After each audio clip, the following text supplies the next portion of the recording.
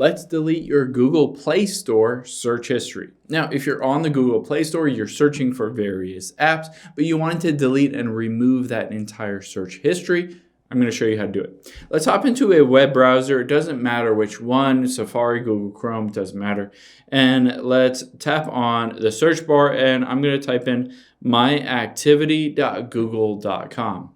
So again, myactivity.google.com, and hit go.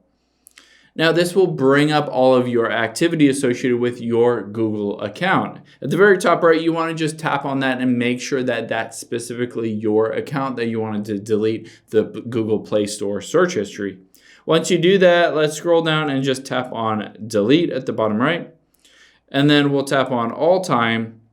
And this will show us a bunch of different options in terms of what we want to delete. Let's unselect this select all and then just choose Google Play Store and hit next here. And then it will show you exactly what you're going to delete in terms of that Google Play Store history. You can always just tap delete at the bottom right. That will remove all of that history throughout all time.